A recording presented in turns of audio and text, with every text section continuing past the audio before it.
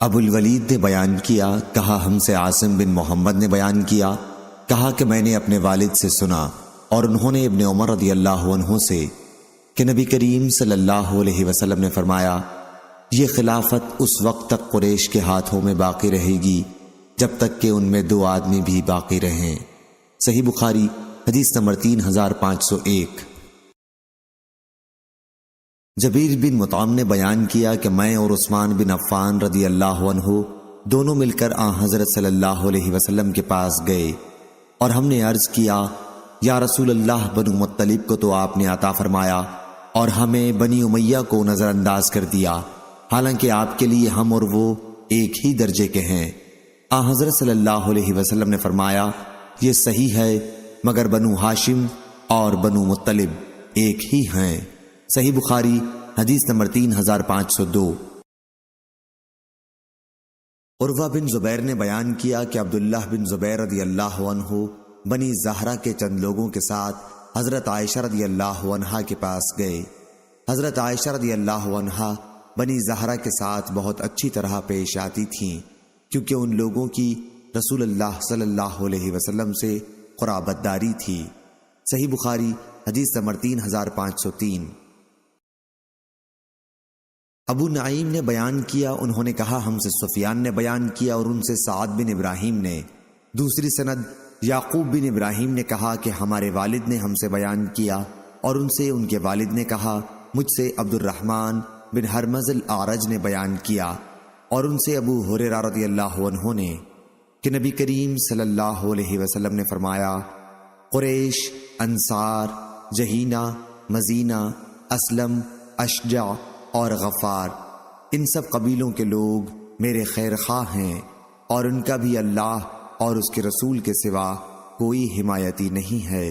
صحیح بخاری حدیث نمبر 3504۔ عروہ بن زبیر نے بیان کیا کہ نبی کریم صلی اللہ علیہ وسلم اور ابو بکر رضی اللہ عنہ کے بعد عبداللہ بن زبیر رضی اللہ عنہ سے عائشہ رضی اللہ عنہا کو سب سے زیادہ محبت تھی۔ حضرت عائشہ رضی اللہ عنہا کی عادت تھی کہ اللہ تعالیٰ کی طرف سے جو رزق بھی ان کو ملتا وہ اسے صدقہ کر دیا کرتی تھیں۔ عبداللہ بن زبیر رضی اللہ عنہ نے کسی سے کہا، ام المومنین کو اس سے روکنا چاہیے۔ جب حضرت عائشہ رضی اللہ عنہا کو ان کی بات پہنچی تو انہوں نے کہا، کیا اب میرے ہاتھوں کو روکا جائے گا؟ اب اگر میں نے عبداللہ سے بات کی تو مجھ پر نظر واجب ہے۔ عبداللہ بن زبیر رضی اللہ عنہ نے حضرت عائشہ رضی اللہ عنہا کو راضی کرنے کے لیے قریش کے چند لوگوں اور خاص طور سے رسول اللہ صلی اللہ علیہ وسلم کے نانہالی رشتہ داروں بنو زہرہ کو ان کی خدمت میں معافی کی سفارش کے لیے بھیجا، لیکن حضرت عائشہ رضی اللہ عنہا پھر بھی نہ مانی۔ اس پر بنو زہرہ نے، جو رسول اللہ صلی اللہ علیہ وسلم کے ماموں ہوتے تھے، اور ان میں عبد الرحمن بن اسود بن عبد یغوث اور مسور بن مخرمہ رضی اللہ عنہ بھی تھے، عبداللہ بن زبیر رضی اللہ عنہ سے کہا کہ جب ہم ان کی اجازت سے وہاں جا بیٹھیں تو تم ایک ہی دفعہ آن کر پردے میں گھس جاؤ۔ چنانچہ انہوں نے ایسا ہی کیا۔ جب حضرت عائشہ رضی اللہ عنہا خوش ہو گئیں تو انہوں نے ان کی خدمت میں 10 غلام آزاد کرانے کے لیے بطور کفارہ قسم بھیجے اور ام المومنین نے انہیں آزاد کر دیا۔ پھر آپ برابر غلام آزاد کرتی رہیں یہاں تک کہ 40 غلام آزاد کر دیے۔ پھر انہوں نے کہا، کاش میں نے جس وقت قسم کھائی تھی، منت مانی تھی، تو میں کوئی خاص بیان کر دیتی جس کو کر کے میں فارغ ہو جاتی۔ صحیح بخاری حدیث نمبر 3505۔ ابراہیم بن سعد نے بیان کیا، ان سے ابن شہاب نے اور ان سے انس رضی اللہ عنہ نے کہ حضرت عثمان رضی اللہ عنہ نے زید بن ثابت، عبداللہ بن زبیر، سعید بن عاص اور عبد الرحمن بن حارث بن حشام رضی اللہ عنہم کو بلایا اور ان کو قرآن مجید کی کتابت پر مقرر فرمایا۔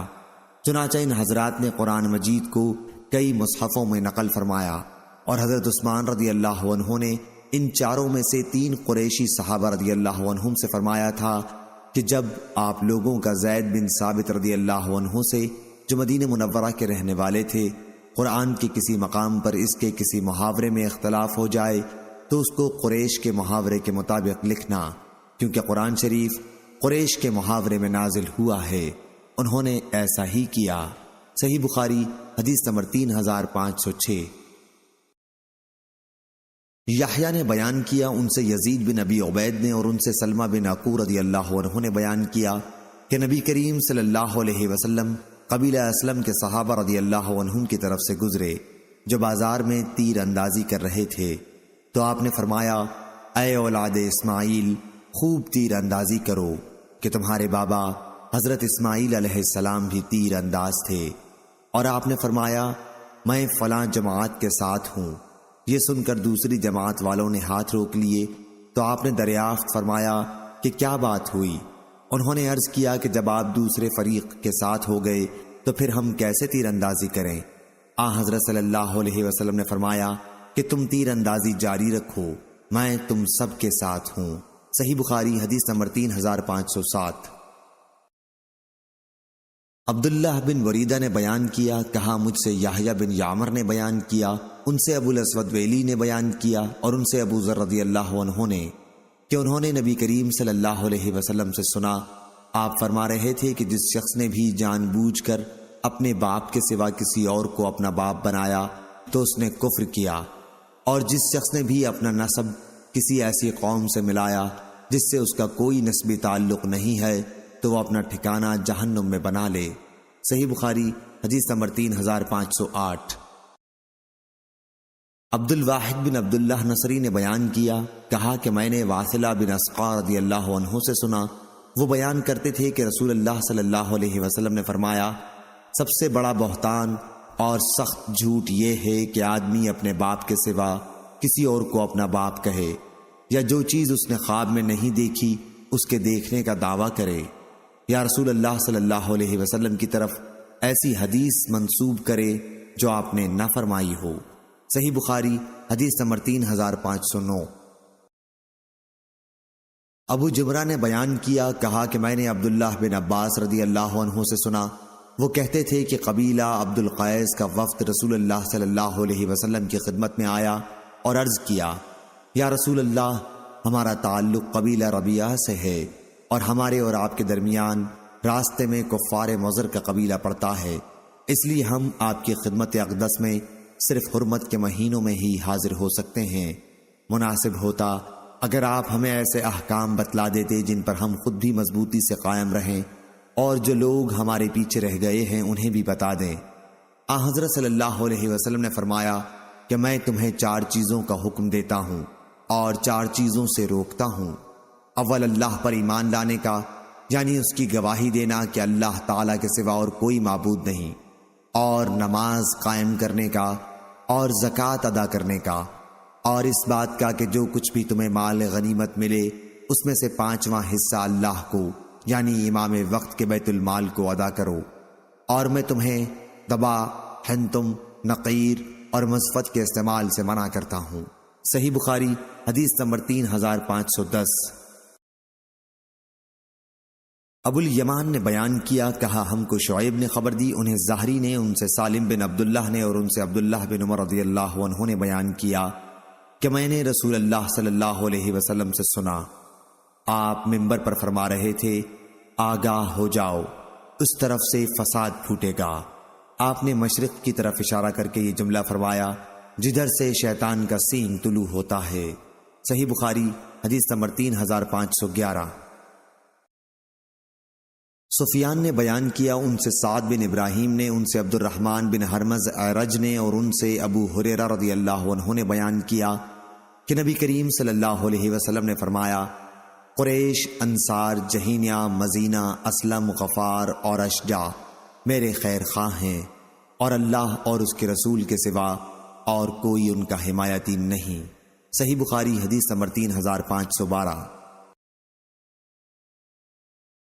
یعقوب بن ابراہیم نے بیان کیا، ان سے ان کے والد نے، ان سے صالح نے، ان سے نافع نے اور انہیں عبداللہ بن عمر رضی اللہ عنہ نے خبر دی کہ رسول اللہ صلی اللہ علیہ وسلم نے منبر پر فرمایا، قبیلہ غفار کی اللہ تعالیٰ نے مغفرت فرما دی، اور قبیلہ اسلم کو اللہ تعالیٰ نے سلامت رکھا، اور قبیلہ عصیہ نے اللہ تعالیٰ کی اور اس کے رسول کی نافرمانی کی۔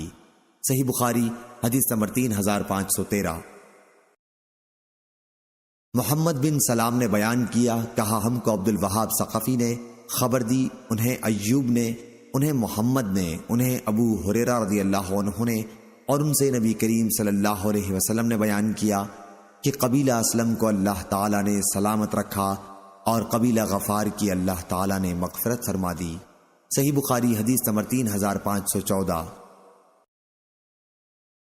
سفیان نے بیان کیا، دوسری سند امام بخاری رحمہ اللہ نے کہا، اور مجھ سے محمد بن بشار نے بیان کیا، کہا ہم سے عبد الرحمن بن مہدی نے بیان کیا، ان سے سفیان نے، ان سے عبد الملک بن عمیر نے، ان سے عبد الرحمن بن ابی بکرہ نے، اور ان سے ان کے والد ابو بکر رضی اللہ عنہ نے کہ نبی کریم صلی اللہ علیہ وسلم نے فرمایا، بتاؤ کیا جہینیہ، مزینہ، اسلم اور غفار کے قبیلے بنی تمیم، بنی اسد، بنی عبداللہ، بنی غطفان اور بنی عامر بن صعصاع کے مقابلے میں بہتر ہیں؟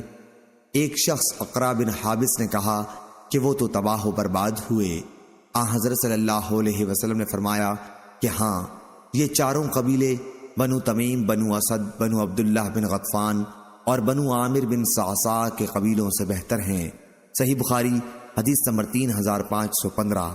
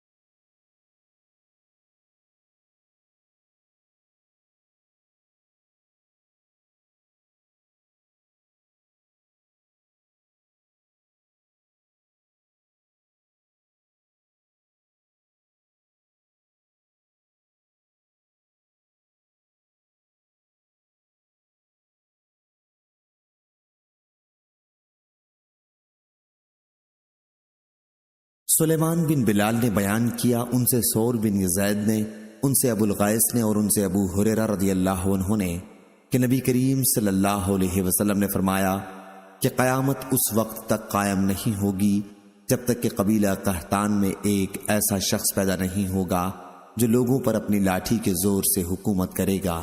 صحیح بخاری حدیث نمبر 3517۔ مخلد بن یزید نے خبر دی، کہا ہمیں ابن جریج نے خبر دی، کہا کہ مجھے عمرو بن دینار نے خبر دی، اور انہوں نے جابر رضی اللہ عنہ سے سنا کہ ہم نبی کریم صلی اللہ علیہ وسلم کے ساتھ جہاد میں شریک تھے۔ مہاجرین بڑی تعداد میں آپ کے پاس جمع ہو گئے۔ وجہ یہ ہوئی کہ مہاجرین میں ایک صاحب تھے بڑی دل لگی کرنے والے۔ انہوں نے ایک انصاری کے سرین پر ضرب لگائی۔ انصاری بہت سخت غصے ہوا، اس نے اپنی برادری والوں کو مدد کے لیے پکارا، اور نوبت یہاں تک پہنچی کہ ان لوگوں نے یعنی انصاری نے کہا، اے قبائل انصار مدد کو پہنچو، اور مہاجر نے کہا، اے مہاجرین مدد کو پہنچو۔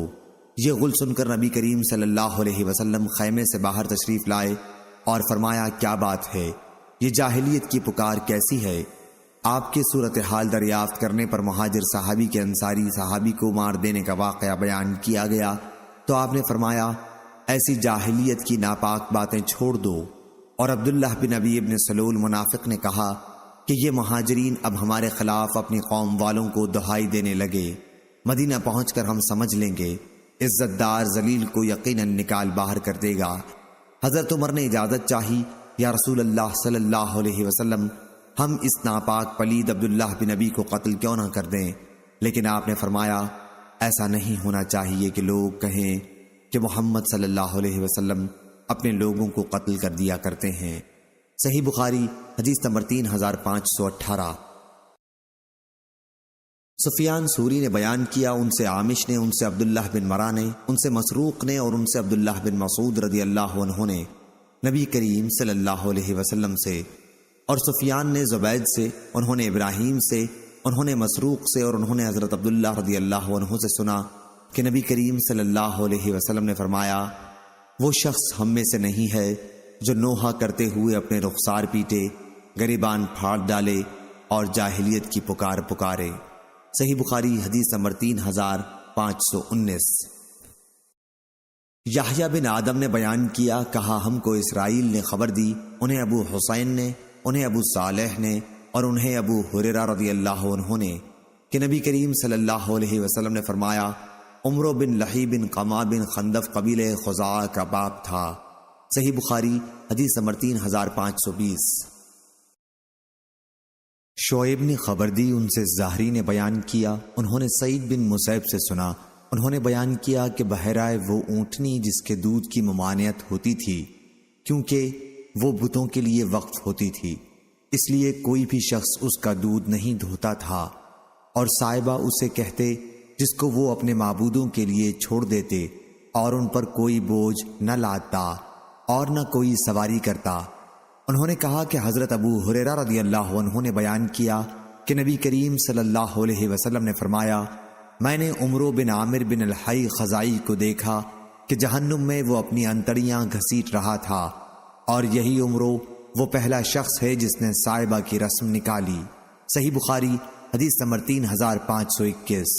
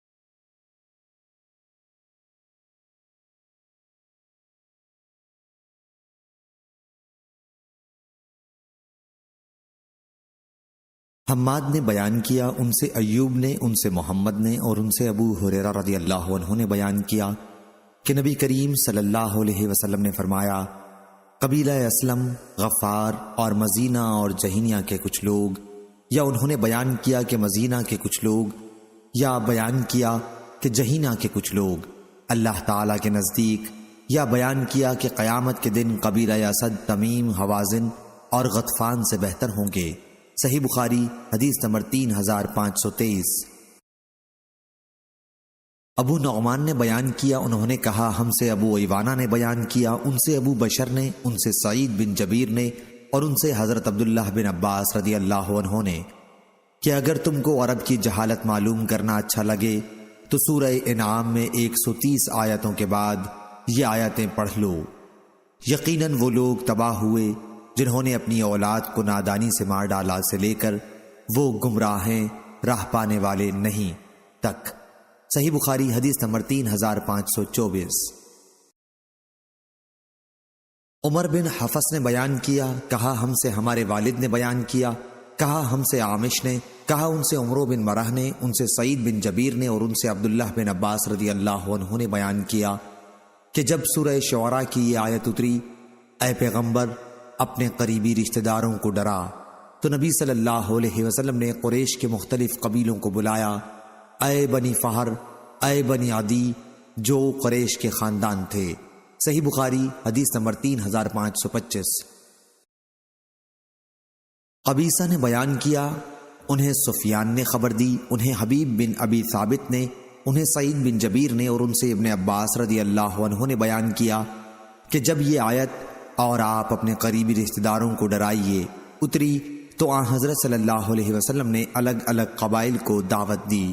صحیح بخاری حدیث نمبر 3526۔ ابو زناد نے خبر دی، انہیں اعرج نے اور ان سے ابو ہریرہ رضی اللہ عنہ نے بیان کیا کہ نبی کریم صلی اللہ علیہ وسلم نے فرمایا، اے عبد مناف کے بیٹو، اپنی جانوں کو اللہ سے خرید لو، یعنی نیک کام کر کے انہیں اللہ تعالیٰ کے عذاب سے بچا لو۔ اے عبد المطلب کے بیٹو، اپنی جانوں کو اللہ تعالیٰ سے خرید لو۔ اے زبیر بن عوام کی والدہ، رسول اللہ صلی اللہ علیہ وسلم کی پھوپھی، اے فاطمہ بنت محمد صلی اللہ علیہ وسلم، تم دونوں اپنی جانوں کو اللہ سے بچا لو، میں تمہارے لیے اللہ کی بارگاہ میں کچھ اختیار نہیں رکھتا، تم دونوں میرے مال میں جتنا چاہو مانگ سکتی ہو۔ صحیح بخاری حدیث نمبر 3527۔ شعبہ نے بیان کیا، ان سے قتادہ نے، ان سے انس رضی اللہ عنہ نے بیان کیا کہ نبی کریم صلی اللہ علیہ وسلم نے انصار کو خاص طور سے ایک مرتبہ بلایا، پھر ان سے پوچھا، کیا تم لوگوں میں کوئی ایسا شخص بھی رہتا ہے جس کا تعلق تمہارے قبیلے سے نہ ہو؟ انہوں نے عرض کیا کہ صرف ہمارا بھانجا ایسا ہے۔ آپ نے فرمایا کہ بھانجا بھی اسی قوم میں داخل ہوتا ہے۔ صحیح بخاری حدیث نمبر 3528۔ لیث نے بیان کیا، ان سے عقیل نے، ان سے ابن شہاب نے، ان سے عروہ نے اور ان سے حضرت عائشہ رضی اللہ عنہا نے کہ ابو بکر رضی اللہ عنہ ان کے یہاں تشریف لائے تو وہاں انصار کی 2 لڑکیاں دف بجا کر گا رہی تھیں۔ یہ حج کے ایام منا کا واقعہ ہے۔ نبی کریم صلی اللہ علیہ وسلم روئے مبارک پر کپڑا ڈالے ہوئے لیٹے ہوئے تھے۔ حضرت ابو بکر رضی اللہ عنہ نے انہیں ڈانٹا تو وہاں حضرت نے اپنے چہرے مبارک سے کپڑا ہٹا کر فرمایا، ابو بکر انہیں چھوڑ دو، یہ عید کے دن ہے، یہ منا میں ٹھہرنے کے دن تھے۔ صحیح بخاری حدیث نمبر 3529۔ اور حضرت عائشہ رضی اللہ عنہا نے بیان کیا کہ میں نے دیکھا کہ نبی کریم صلی اللہ علیہ وسلم مجھ کو پردے میں رکھے ہوئے ہیں اور میں حبشیوں کو دیکھ رہی تھی جو نیزوں کا کھیل مسجد میں کر رہے تھے۔ حضرت ابو بکر رضی اللہ عنہ نے انہیں ڈانٹا، لیکن حضرت صلی اللہ علیہ وسلم نے فرمایا، انہیں چھوڑ دو، بنی ارفدہ تم بے فکر ہو کر کھیلو۔ صحیح بخاری حدیث نمبر 3530۔ عبدہ نے بیان کیا، ان سے ہشام نے، ان سے ان کے والد نے اور ان سے عائشہ رضی اللہ عنہا نے بیان کیا کہ حسان بن ثابت رضی اللہ عنہ نے نبی کریم صلی اللہ علیہ وسلم سے مشرکین قریش کی حجب کرنے کی اجازت چاہی تو حضرت صلی اللہ علیہ وسلم نے فرمایا کہ پھر میں بھی تو انہی کے خاندان سے ہوں۔ اس پر حسان رضی اللہ عنہ نے عرض کیا کہ میں آپ کو شعر میں اس طرح صاف نکال لے جاؤں گا جیسے آٹے میں سے بال نکال لیا جاتا ہے۔ اور ہشام نے اپنے والد سے روایت کیا کہ انہوں نے کہا، حضرت عائشہ رضی اللہ عنہا کے یہاں میں حسان رضی اللہ عنہ کو برا کہنے لگا تو انہوں نے فرمایا، انہیں برا نہ کہو، وہ نبی کریم صلی اللہ علیہ وسلم کی طرف سے مدافعت کیا کرتے تھے۔ صحیح بخاری حدیث نمبر 3531۔ معان نے کہا، ان سے امام مالک نے، ان سے ابن شہاب نے، ان سے محمد بن جبیر بن مطعم نے اور ان سے ان کے والد جبیر بن مطعم رضی اللہ عنہ نے بیان کیا کہ رسول اللہ صلی اللہ علیہ وسلم نے فرمایا، میرے 5 نام ہیں، میں محمد، احمد اور ماہی ہوں، یعنی مٹانے والا ہوں، کہ اللہ تعالیٰ میرے ذریعے کفر کو مٹائے گا، اور میں حاشر ہوں کہ تمام انسانوں کا قیامت کے دن میرے بعد حشر ہوگا، اور میں عاقب ہوں یعنی خاتم النبیین ہوں، میرے بعد کوئی نیا پیغمبر دنیا میں نہیں آئے گا۔ صحیح بخاری حدیث نمبر 3532۔ سفیان بن عینہ نے بیان کیا، ان سے ابو زناد نے، ان سے اعرج نے اور ان سے ابو ہریرہ رضی اللہ عنہ نے بیان کیا کہ رسول اللہ صلی اللہ علیہ وسلم نے فرمایا، تمہیں تعجب نہیں ہوتا کہ اللہ تعالیٰ قریش کی گالیوں اور لعنت ملامت کو کس طرح دور کرتا ہے؟ مجھے وہ مذمم کہہ کر برا کہتے، اس پر لعنت کرتے ہیں، حالانکہ میں تو محمد ہوں صلی اللہ علیہ وسلم۔ صحیح بخاری حدیث نمبر 3533۔ سلیم نے بیان کیا، ہم سے سعید بن مینا نے بیان کیا اور ان سے حضرت جابر بن عبداللہ رضی اللہ عنہ نے بیان کیا کہ نبی کریم صلی اللہ علیہ وسلم نے فرمایا، میری اور دوسرے انبیاء کی مثال ایسی ہے جیسے کسی شخص نے کوئی گھر بنایا، اسے خوب آراستہ پہ راستہ کر کے مکمل کر دیا، صرف ایک اینٹ کی جگہ خالی چھوڑ دی، لیکن اس گھر میں داخل ہوتے اور تعجب کرتے اور کہتے کاش یہ ایک اینٹ کی جگہ خالی نہ رہتی تو کیسا اچھا مکمل گھر ہوتا۔ صحیح بخاری حدیث نمبر 3534۔ اسماعیل بن جعفر نے بیان کیا، ان سے عبداللہ بن دینار نے، ان سے ابو صالح نے اور ان سے ابو ہریرہ رضی اللہ عنہ نے کہ رسول اللہ صلی اللہ علیہ وسلم نے فرمایا کہ میری اور مجھ سے پہلے کے تمام انبیاء کی مثال ایسی ہے جیسے ایک شخص نے ایک گھر بنایا اور اس میں ہر طرح کی زینت پیدا کی، لیکن ایک کونے میں ایک اینٹ کی جگہ چھوٹ گئی۔ اب تمام لوگ آتے ہیں اور مکان کو چاروں طرف سے گھوم کر دیکھتے ہیں اور تعجب میں پڑ جاتے ہیں، لیکن یہ بھی کہتے جاتے ہیں کہ یہاں پر ایک اینٹ کیوں نہ رکھی گئی، تو میں ہی وہ اینٹ ہوں اور میں خاتم النبیین ہوں۔ صحیح بخاری حدیث نمبر 3535۔ لیث نے بیان کیا، ان سے عقیل نے بیان کیا، ان سے ابن شہاب نے، ان سے عروہ بن زبیر نے بیان کیا اور ان سے عائشہ رضی اللہ عنہا نے کہ نبی کریم صلی اللہ علیہ وسلم نے 63 سال کی عمر میں وفات پائی، اور ابن شہاب نے کہا کہ مجھ سے سعید بن مسیب نے اسی طرح بیان کیا۔ صحیح بخاری حدیث نمبر 3536۔ شعبہ نے بیان کیا، ان سے حمید نے اور ان سے حضرت انس رضی اللہ عنہ نے بیان کیا کہ نبی کریم صلی اللہ علیہ وسلم بازار میں تھے کہ ایک صاحب کی آواز آئی، یا ابو القاسم۔ آپ ان کی طرف متوجہ ہوئے، معلوم ہوا کہ انہوں نے کسی اور کو پکارا ہے۔ اس پر آپ نے فرمایا، میرے نام پر نام رکھو لیکن میری کنیت مت رکھو۔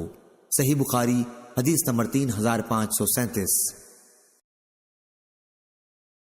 محمد بن کثیر نے بیان کیا، کہا ہم کو شعبہ نے خبر دی، انہیں منصور نے، انہیں سالم بن ابی الجعد نے اور انہیں حضرت جابر رضی اللہ عنہ نے کہ نبی کریم صلی اللہ علیہ وسلم نے فرمایا، میرے نام پر نام رکھا کرو لیکن میری کنیت نہ رکھا کرو۔ صحیح بخاری حدیث نمبر 3538۔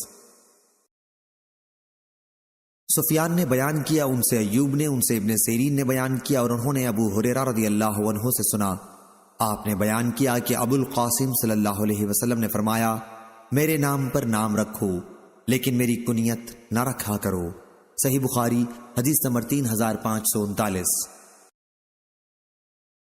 فضل بن موسیٰ نے خبر دی، انہیں جعید بن عبد الرحمن نے کہ میں نے صائب بن یزید رضی اللہ عنہ کو 94 سال کی عمر میں دیکھا کہ خاصے قوی و توانا تھے۔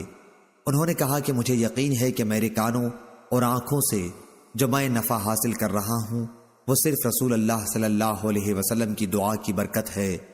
میری خالہ مجھے ایک مرتبہ آپ کی خدمت میں لے گئیں اور عرض کیا، یا رسول اللہ، یہ میرا بھانجا بیمار ہے، آپ اس کے لیے دعا فرما دیں۔ انہوں نے بیان کیا کہ پھر آپ نے میرے لیے دعا فرمائی۔ صحیح بخاری حدیث نمبر 3540۔ جعید بن عبد الرحمن نے بیان کیا اور انہوں نے صائب بن یزید رضی اللہ عنہ سے سنا کہ میری خالہ مجھے رسول اللہ صلی اللہ علیہ وسلم کی خدمت میں لے کر حاضر ہوئیں اور عرض کیا، یا رسول اللہ، یہ میرا بھانجا بیمار ہو گیا ہے۔ اس پر آن حضرت صلی اللہ علیہ وسلم نے میرے سر پر دست مبارک پھیرا اور میرے لیے برکت کی دعا فرمائی۔ اس کے بعد آپ نے وضو کیا تو میں نے آپ کے وضو کا پانی پیا، پھر آپ کی پیٹھ کی طرف جا کر کھڑا ہو گیا اور میں نے مہر نبوت کو آپ کے دونوں مونڈھوں کے درمیان دیکھا۔ محمد بن عبید اللہ نے کہا کہ حجلہ حجل الفرس سے مشتق ہے، جو گھوڑے کی اس سفیدی کو کہتے ہیں جو اس کی دونوں آنکھوں کے بیچ میں ہوتی ہے۔ ابراہیم بن حمزہ نے کہا، مثل زر الجحلہ، یعنی رائے محملہ پہلے پھر زائے معجمہ۔ امام بخاری رحمہ اللہ نے کہا کہ صحیح یہ ہے کہ رائے محملہ پہلے ہے۔ صحیح بخاری حدیث نمبر 3541۔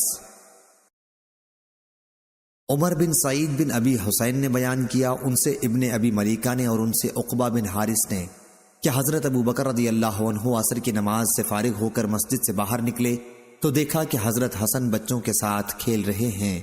حضرت ابو بکر صدیق رضی اللہ عنہ نے ان کو اپنے کاندھے پر بٹھا لیا اور فرمایا، میرے باپ تم پر قربان ہو، تم میں نبی کریم صلی اللہ علیہ وسلم کی مشابہت ہے، علی کی نہیں۔ یہ سن کر حضرت علی رضی اللہ عنہ ہنس رہے تھے، خوش ہو رہے تھے۔ صحیح بخاری حدیث نمبر 3542۔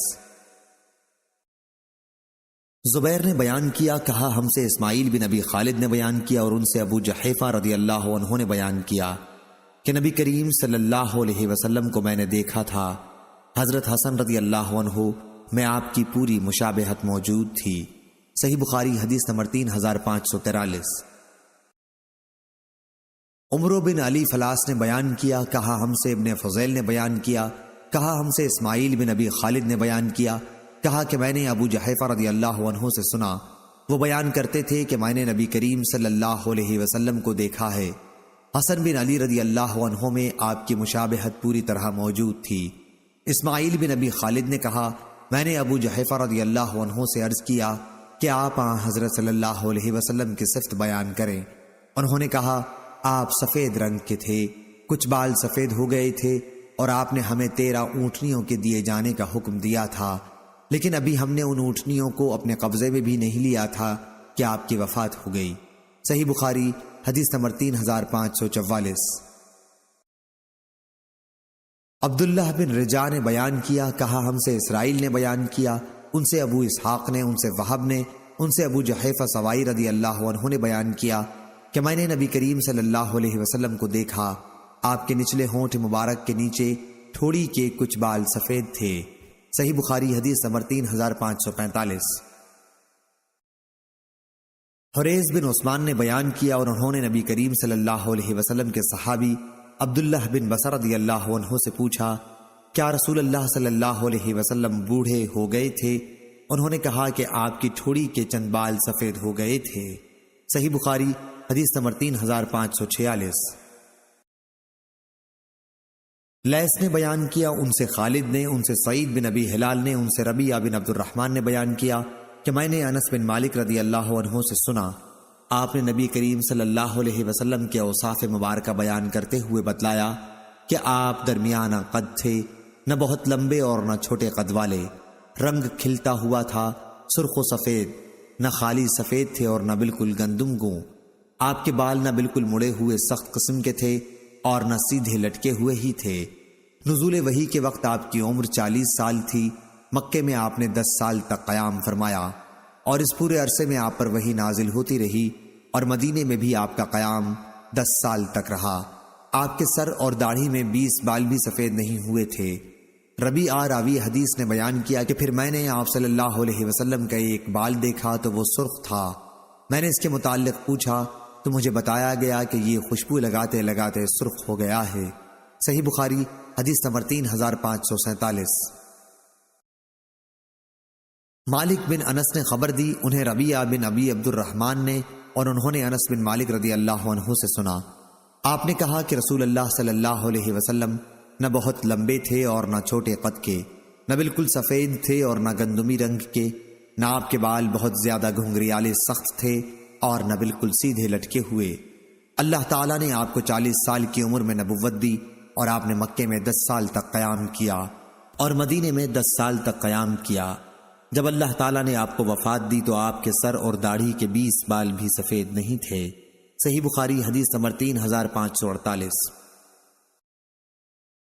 ابراہیم بن یوسف نے بیان کیا، ان سے ان کے والد، ان سے ابو اسحاق نے بیان کیا کہ میں نے برا بن عازب رضی اللہ عنہ سے سنا، آپ نے بیان کیا کہ رسول اللہ صلی اللہ علیہ وسلم حسن و جمال میں بھی سب سے بڑھ کر تھے اور اخلاق میں بھی سب سے بہتر تھے۔ آپ کا قد نہ بہت لمبا تھا اور نہ چھوٹا، بلکہ درمیانہ قد تھا۔ صحیح بخاری حدیث نمبر 3549۔ حمام نے بیان کیا، ان سے قتادہ نے کہ میں نے انس رضی اللہ عنہ سے پوچھا، کیا رسول اللہ صلی اللہ علیہ وسلم نے کبھی خضاب بھی استعمال فرمایا تھا؟ انہوں نے کہا کہ آپ نے کبھی خضاب نہیں لگایا، صرف آپ کی دونوں کن پٹیوں پر سر میں چند بال سفید تھے۔ صحیح بخاری حدیث نمبر 3550۔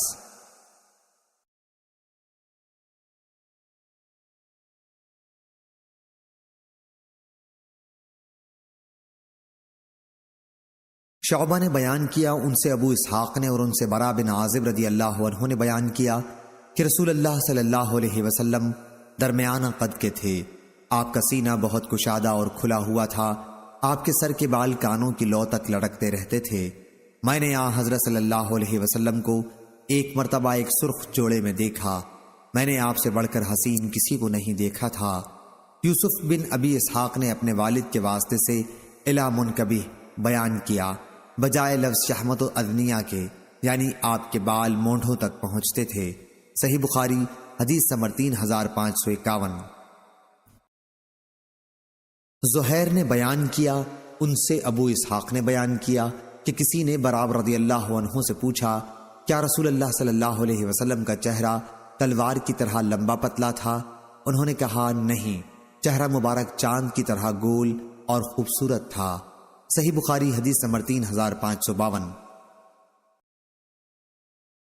علی حسن بن منصور نے بیان کیا، کہا ہم سے حجاج بن محمد العور نے مصیصہ شہر میں بیان کیا، کہا ہم سے شعبہ نے بیان کیا، ان سے حکم نے بیان کیا کہ میں نے ابو جحیفہ رضی اللہ عنہ سے سنا، انہوں نے بیان کیا کہ رسول اللہ صلی اللہ علیہ وسلم دوپہر کے وقت سفر کے ارادے سے نکلے، بطحا نامی جگہ پر پہنچ کر آپ نے وضو کیا اور ظہر کی نماز 2 رکعت قصر پڑھی، پھر عصر کی بھی 2 رکعت قصر پڑھی۔ آپ کے سامنے ایک چھوٹا سا نیزہ بطور سترہ گڑا ہوا تھا۔ اور نے اپنے والد سے اس روایت میں یہ زیادہ کیا ہے کہ ابو جحیفہ رضی اللہ عنہ نے کہا کہ اس نیزے کے آگے سے آنے جانے والے آ جا رہے تھے، پھر صحابہ رضی اللہ عنہم آپ کے پاس آ گئے اور آپ کے مبارک ہاتھوں کو تھام کر اپنے چہروں پر پھیرنے لگے۔ ابو جحیفہ رضی اللہ عنہ نے بیان کیا کہ میں نے بھی آپ کے دست مبارک کو اپنے چہرے پر رکھا، اس وقت وہ برف سے بھی زیادہ ٹھنڈا اور مشک سے بھی زیادہ خوشبودار تھا۔ صحیح بخاری حدیث نمبر 3553۔ یونس نے خبر دی ان سے زہری نے بیان کیا، کہا مجھ سے عبید اللہ بن عبداللہ نے بیان کیا اور ان سے عبداللہ بن عباس رضی اللہ عنہ نے بیان کیا کہ رسول اللہ صلی اللہ علیہ وسلم سب سے زیادہ سخی تھے، اور رمضان میں جب آپ سے جبرائیل علیہ السلام کی ملاقات ہوتی تو آپ کی سخاوت اور بھی بڑھ جایا کرتی تھی۔ جبرائیل علیہ السلام رمضان کی ہر رات میں آپ سے ملاقات کے لیے تشریف لاتے اور آپ کے ساتھ قرآن مجید کا دور کرتے۔ اس وقت رسول اللہ صلی اللہ علیہ وسلم خیر و بھلائی کے معاملے میں تیز چلنے والی ہوا سے بھی زیادہ سخی ہو جاتے تھے۔ صحیح بخاری حدیث نمبر 3554۔ عبد الرزاق نے بیان کیا، کہا ہم سے ابن جریج نے بیان کیا، کہا کہ مجھے ابن شہاب نے خبر دی، انہیں عروہ نے اور انہیں عائشہ رضی اللہ عنہا نے، کہ ایک مرتبہ رسول اللہ صلی اللہ علیہ وسلم ان کے یہاں بہت ہی خوش داخل ہوئے، خوشی اور مسرت سے پیشانی کی لکیریں چمک رہی تھیں۔ پھر آپ نے فرمایا، عائشہ تم نے سنا نہیں مجزمد لجی نے زید و اسامہ کی طرف قدم دیکھ کر کیا بات کہی؟ اس نے کہا کہ ایک کے پاؤں دوسرے کے پاؤں سے ملتے ہوئے نظر آتے ہیں۔ صحیح بخاری حدیث نمبر 3555۔ لیس نے بیان کیا ان سے عقیل نے، ان سے ابن شہاب نے، ان سے عبد الرحمن بن عبداللہ بن کعب نے، اور ان سے عبداللہ بن کعب نے بیان کیا کہ میں نے کعب بن مالک رضی اللہ عنہ سے سنا، آپ غزوہ تبوک میں اپنے پیچھے رہ جانے کا واقعہ بیان کر رہے تھے۔ انہوں نے بیان کیا کہ پھر میں نے توبہ قبول ہونے کے بعد حاضر ہو کر رسول اللہ صلی اللہ علیہ وسلم کو سلام کیا تو چہرہ مبارک مسرت و خوشی سے چمک رہا تھا۔ جب بھی حضور صلی اللہ علیہ وسلم کسی بات پر مسرور ہوتے تو چہرہ مبارک چمک اٹھتا، ایسا معلوم ہوتا جیسے چاند کا ٹکڑا ہو، اور آپ کی خوشی کو ہم اسی سے پہچان جاتے تھے۔ صحیح بخاری حدیث نمبر 3556۔ یعقوب بن عبد الرحمن نے بیان کیا ان سے عمرو بن ابی عمرو نے، ان سے سعید مقبری نے، اور ان سے حضرت ابو ہریرہ رضی اللہ عنہ نے بیان کیا کہ رسول اللہ صلی اللہ علیہ وسلم نے فرمایا، میں حضرت آدم سے لے کر برابر آدمیوں کے بہتر قرنوں میں ہوتا آیا ہوں، یعنی شریف اور پاکیزہ نسلوں میں، یہاں تک کہ وہ قرن آیا جس میں پیدا ہوا۔ صحیح بخاری حدیث نمبر 3557۔ ابن شہاب نے بیان کیا، کہا مجھ کو عبید اللہ بن عبداللہ نے خبر دی اور انہیں عبداللہ بن عباس رضی اللہ عنہ نے کہ رسول اللہ صلی اللہ علیہ وسلم سر کے آگے کے بالوں کو پیشانی پر پڑا رہنے دیتے تھے، اور مشرکین کی یہ عادت تھی کہ وہ آگے کے سر کے بال 2 حصوں میں تقسیم کر لیتے تھے، پیشانی پر پڑا نہیں رہنے دیتے تھے، اور اہل کتاب یہود و نصارہ سر کے آگے کے بال پیشانی پر پڑا رہنے دیتے تھے۔ حضرت صلی اللہ علیہ وسلم ان معاملات میں جن کے متعلق اللہ تعالیٰ کا کوئی حکم آپ کو نہ ملا ہوتا، اہل کتاب کی موافقت پسند فرماتے اور حکم نازل ہونے کے بعد وہی پر عمل کرتے تھے۔ پھر حضور صلی اللہ علیہ وسلم بھی سر میں مانگ نکالنے لگے۔ صحیح بخاری حدیث نمبر 3558۔ عبدان نے بیان کیا، ان سے ابو حمزہ نے، ان سے عامش نے، ان سے ابو وائل نے، ان سے مسروق نے اور ان سے عبداللہ بن عمر رضی اللہ عنہ نے بیان کیا کہ رسول اللہ صلی اللہ علیہ وسلم بد زبان اور لڑنے جھگڑنے والے نہیں تھے۔ آپ فرمایا کرتے تھے کہ تم میں سب سے بہتر وہ شخص ہے جس کے اخلاق سب سے اچھے ہوں، جو لوگوں سے کشادہ پیشانی سے پیش آئے۔ صحیح بخاری حدیث نمبر 3559۔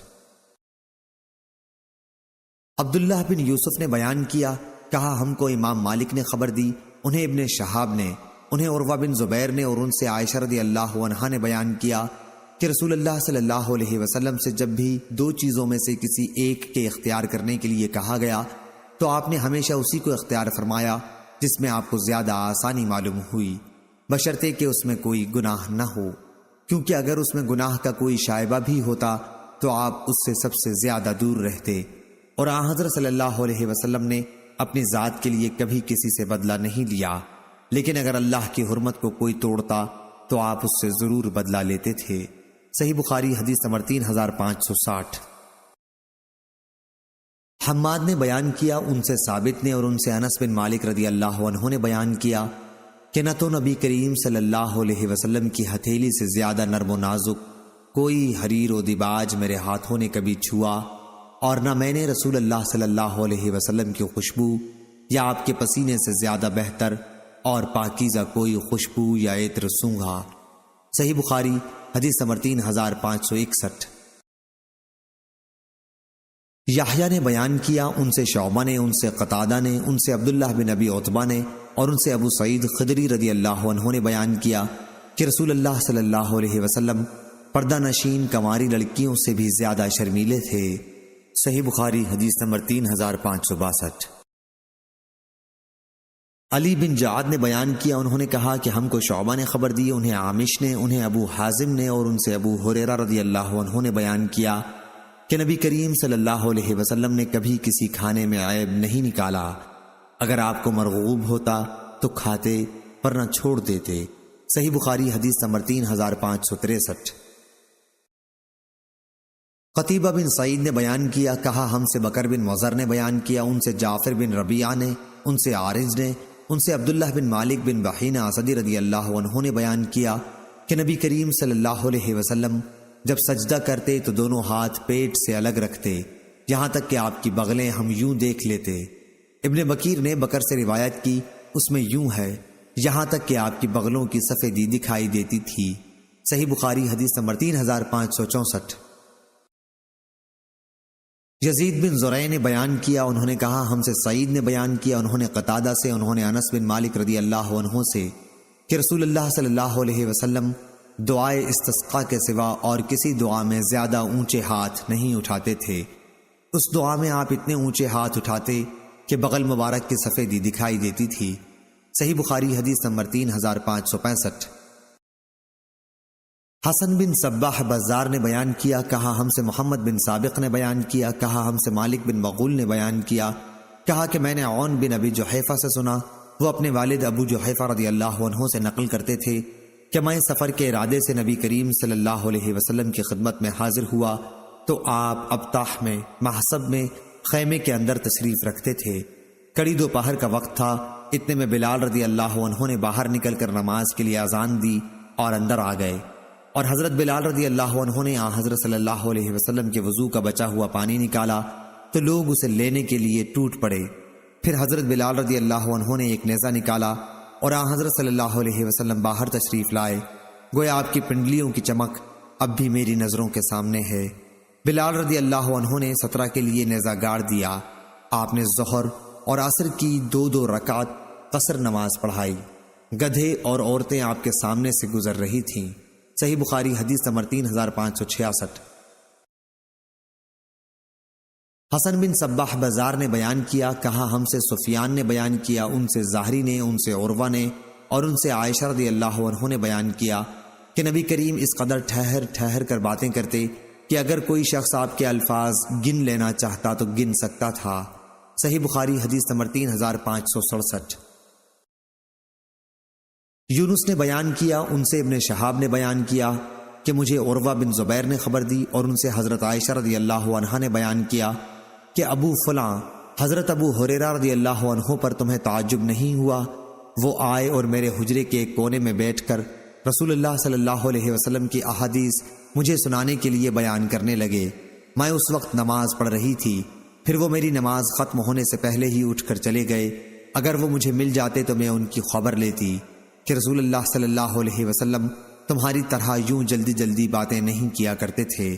صحیح بخاری حدیث نمبر 3568۔ عبداللہ بن مسلمہ نے بیان کیا، ان سے امام مالک نے، ان سے سعید مقبری نے، ان سے ابو سلمہ بن عبد الرحمن نے، اور انہوں نے عائشہ رضی اللہ عنہا سے پوچھا کہ رمضان شریف میں رسول اللہ صلی اللہ علیہ وسلم کی نماز تہجد یا تراویح کی کیا کیفیت ہوتی تھی؟ انہوں نے بیان کیا کہ حضرت صلی اللہ علیہ وسلم رمضان مبارک یا دوسرے کسی بھی مہینے میں 11 رکعات سے زیادہ نہیں پڑھتے تھے۔ انہی کو تہجد کہو یا تراویح۔ پہلے آپ 4 رکعت پڑھتے، وہ رکعتیں کتنی لمبی ہوتی تھیں، کتنی اس میں خوبی ہوتی تھی، اس کے بارے میں نہ پوچھو۔ پھر آپ 4 رکعت پڑھتے، یہ چاروں بھی کتنی لمبی ہوتی اور ان میں کتنی خوبی ہوتی، اس کے متعلق نہ پوچھو۔ پھر آپ 3 رکعت وتر پڑھتے۔ میں نے عرض کیا، یا رسول اللہ، آپ وتر پڑھنے سے پہلے کیوں سو جاتے ہیں؟ آپ نے فرمایا، میری آنکھیں سوتی ہیں لیکن میرا دل بیدار رہتا ہے۔ صحیح بخاری حدیث نمبر 3569۔ اسماعیل بن ابی اویس نے بیان کیا، کہا کہ مجھ سے میرے بھائی عبد الحمید نے بیان کیا، ان سے سلیمان بن بلال نے، ان سے شریک بن عبداللہ بن ابی نمر نے، انہوں نے حضرت انس بن مالک رضی اللہ عنہ سے سنا، وہ مسجد حرام سے نبی کریم صلی اللہ علیہ وسلم کی معراج کا واقعہ بیان کر رہے تھے کہ معراج سے پہلے 3 فرشتے آئے۔ یہ آپ پر وحی نازل ہونے سے بھی پہلے کا واقعہ ہے۔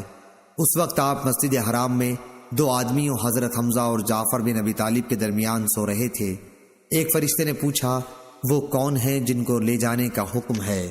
دوسرے نے کہا کہ وہ درمیان والے ہیں، وہی سب سے بہتر ہے۔ تیسرے نے کہا کہ پھر جو سب سے بہتر ہیں انہیں ساتھ لے چلو۔